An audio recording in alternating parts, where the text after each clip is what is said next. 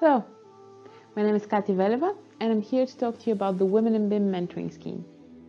Today we're going to have a look at our timeline, what we've been doing in the last year, and look at some of the lessons we learned along the way.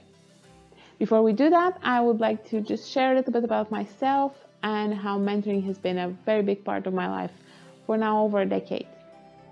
My professional background starts within architecture. I've dabbled in interior design, then architectural technology and digital construction.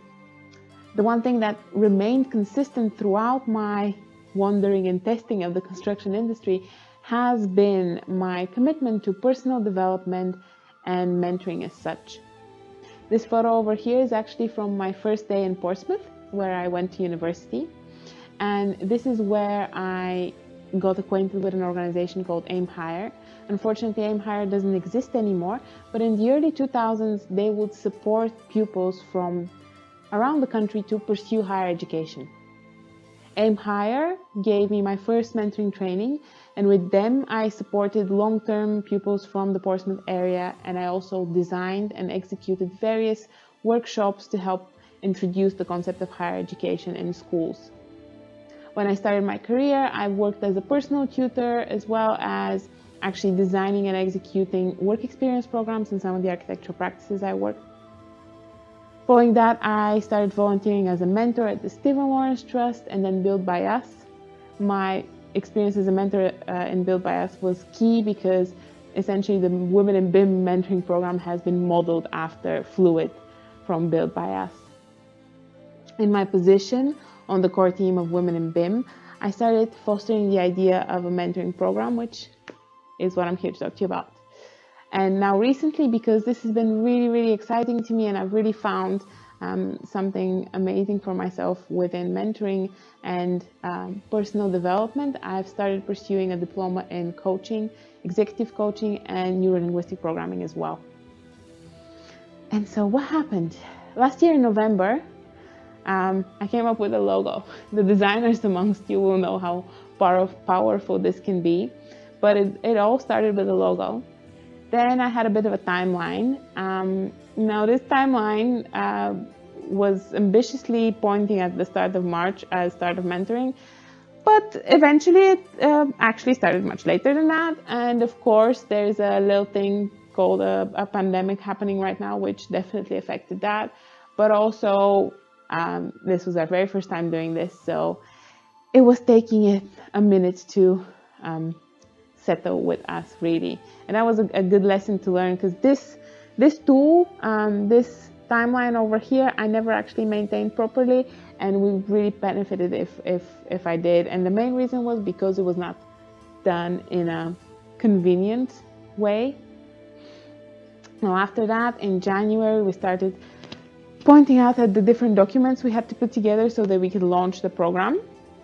Handbook was top of this list because even though we wanted this to be a very flexible program where the mentors are picked very carefully and then we can trust them to run with it, we still wanted to give them a resource to go back to if they needed additional support. This handbook was heavily based on the Fluid handbook created by Build by Us. And it actually took us a minute to make it happen from January until May, but it was definitely a classic example of the 80-20 rule, where the majority of the book was really written in the first 3 days of January, and then until May, we continued to tweak and refine a lot in it. It was an amazing learning process, the handbook itself. I'm giving us 3 textbooks over here as a learning experience from it. And one of the lessons that I really want to highlight is even back there in January, we were thinking how we are defining ourselves, and we wanted to recognize that intersectional approach to diversity is really important, but our resources and our organization is focusing on gender. And we're still supporting our allies that are addressing other aspects of inclusion, but our thing is gender. So we really wanted to approach it in a contemporary and educated way. So then, who are we helping? Women? We didn't really feel that that was enough. We didn't feel that this was this educated and contemporary definition of gender. The next thing we explored was a definition that covered women, non-binary, and trans people. We talked quite a bit about this, and we really didn't feel it was inclusive enough. And so at that point, I started calling up all of my queer friends who are academics and activists, and Deborah showed up for us, who happens to have a bestseller that I have accessible immediately behind me. Deborah suggested that we say instead women and people from minority genders, and this really covers everyone we're trying to help in this case. Having this cleared out, we really delved into the book. We had multiple versions and revisions and final versions of them, and eventually our dear friends from Costello Palmer helped us create this final beautiful version of the handbook, which you can download from our website for free. And it is a great resource, not only because of the work we put in it, but because the list of references you have in the end. There's so much excellent information you can grab on from there. Having covered all of these, in February, we were ready to launch. We actually had a real life launch event for the program with people actually coming up and sitting next to each other. Remember those good old times? That was really exciting. And after we launched, we really didn't know whether we were expecting 2 applications or 200 applications. And we started realizing that our selection process is really going to be defined by the number of couples of mentoring matches that we're aiming to create. And the applications were starting to stack up.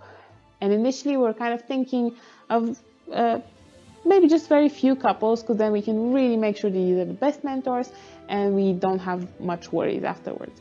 But as the applications were building up, some of us really felt like we wanted to help as many people as possible, but thinking of matching everyone that we got started becoming too overwhelming, because this is a responsibility. We are essentially creating a professional relationship with inherent power imbalance.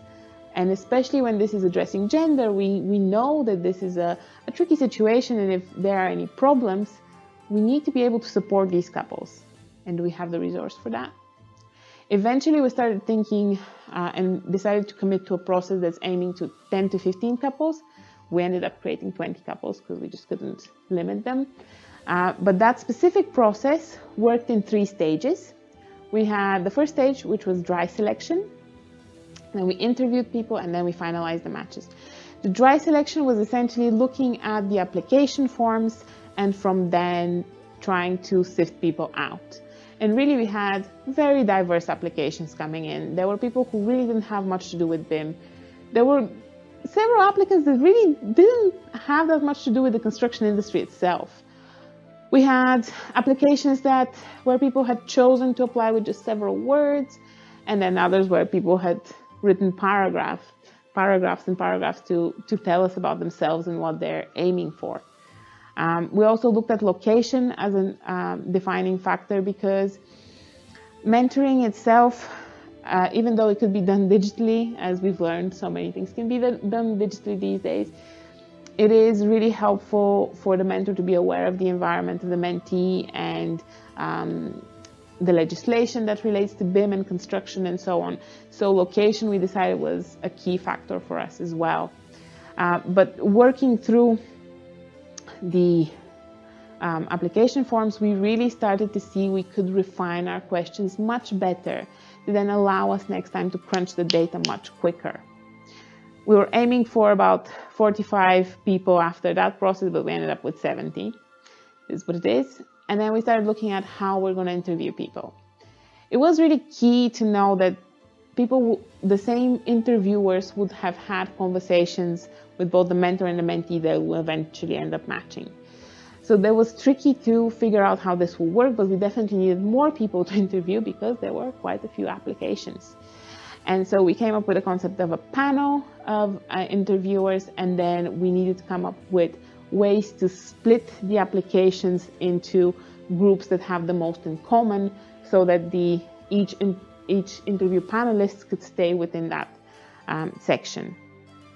And then the interview panelists would meet and make the actual matches.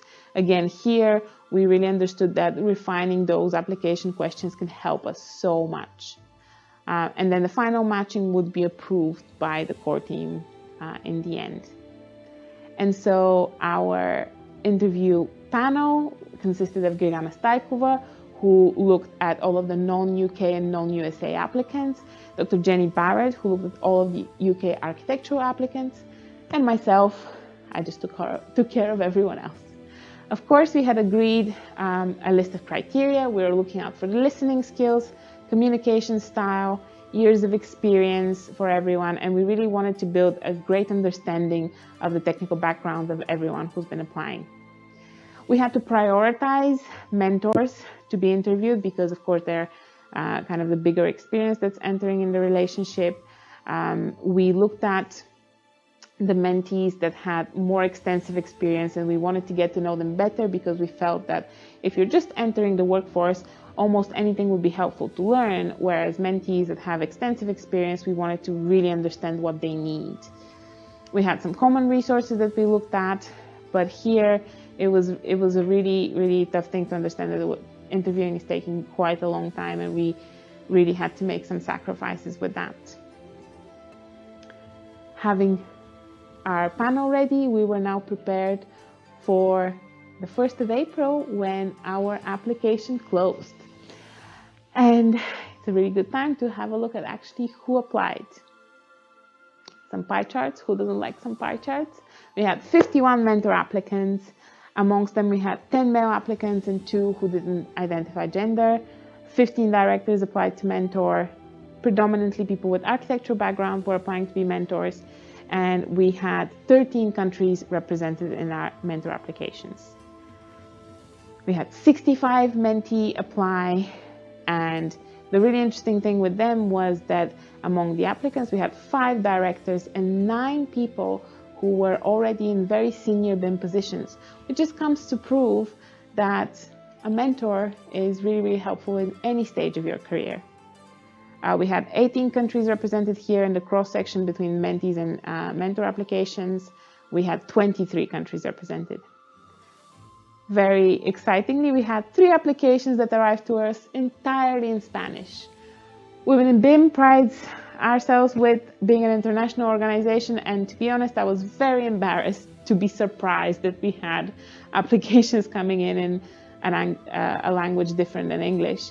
And that was a really interesting lesson for us, and I took that to heart myself because English is not my first language either. So I really thought that we should do something with that. Spoiler alert, this comes out later. And now we had the applicants. We started off working on the actual selection process. Of course, we had a hefty spreadsheet with a lot of information in it. Then we plugged that into a Google map, which I really enjoyed doing, to actually see where people are, where the applicants are. I think on this map, the blue ones are mentors and the green ones are mentees, and it was brilliant to have a look at this. Of course, I like me a little bit of a manual analog method of choosing as well, because it's good to just get your hands in there. After that, we had a very intense interview process, and in the start of May, we could send the matches out, which was a really, really amazing experience. I found that actually very emotional. Of course, we had a template of the email that said, of course, welcome, congratulations, you're matched. This is your match. This is what you're supposed to do. These are your resources. And I was adamant to leave a couple of sentences out for each of our panelists to put in why they think this match will work. And writing those, I'm speaking for myself, but I'm sure that Gegana and Jenny will support me in that. It was so emotional to write these sentences out, and it felt really brilliant to send those out. We couldn't match everyone though, and we really didn't feel great calling people rejected, and we still wanted to figure out what we can do to support everyone, because there were truly great applicants amongst the people we couldn't match, because there are so many other parameters that we were working with here that even though they may have been a great mentor, it just wasn't the right match for them. First of all, we changed the term and we decided to start calling them unmatched mentoring applicants, or UMAs. And I personally like to picture them dressed in yellow and wielding a sword. So that helped a bit. And then during the interview process, actually speaking to one of the mentor applicants, she shared that she preferred group mentoring and group coaching. And this is where the idea came from, our pool resource of mentors. So we decided to first remember to pay attention to what they're saying. That was a lesson learned there. And then to try and dabble into group mentoring. We decided that we needed to look at BIM as a whole and just kind of career development first in these first series of events that were career coaching essentially. Then we looked at the technical application side of BIM in terms of softwares, and then BIM as processes and standards, and then another event that looked at culture and collaborative working as well, because BIM, as techy as it may seem to many people, really requires quite a lot of very good soft skills. Having made some decisions on that, our program had now split into having essentially two legs, one-on-one mentoring and group mentoring. In the following month, we started receiving our mentoring record sheets, which was really great to see, and we had an event with the UK BIM Alliance where we updated them on the program up until that point, which was really exciting and really gave us an opportunity to reflect on what we were doing. With the group mentoring, at this point we started meeting with the mentoring leaders for each one of those events and solidifying their commitment for group mentoring. And we decided to actually try and have one of the events in Spanish, which was very exciting and also quite nerve-wracking because none of our core team members actually speak Spanish.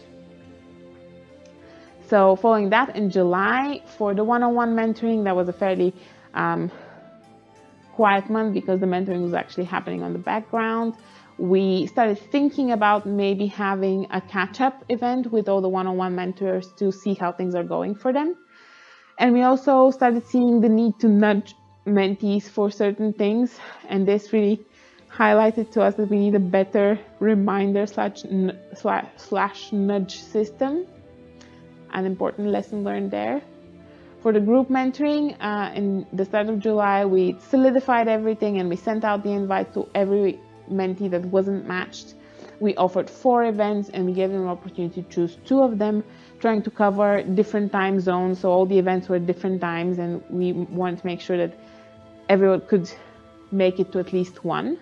And then on the 21st, we had our very first career coaching event. Many Zoom lessons were learned because we were working with sending people out in different rooms. We really had to get a hang of that. The career coaching was led by the amazing Elizabeth Kavanagh. She's someone with extensive coaching experience and very rich HR background. And it was, to me personally, I supported that event. It was such an amazing learning experience, watching her work with people throughout these 4 separate events and really massaging out of them what they truly want and what their dream career would be to make them happy and to really push their development forward. It was brilliant. This was the first out of 4 events and we tried to keep them with the same people. Sometimes we had to have catch-up sessions with some of them, but it was a really special set of events.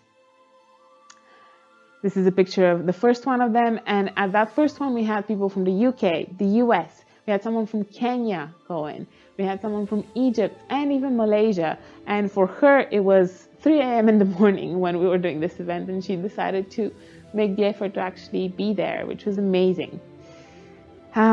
Continuously throughout the month we had series of feedbacks and nudges for the other events, and again we started thinking how we can make this system better for communication on the mentoring scheme. Following that, August came, and usually August is quite quiet, but not for us.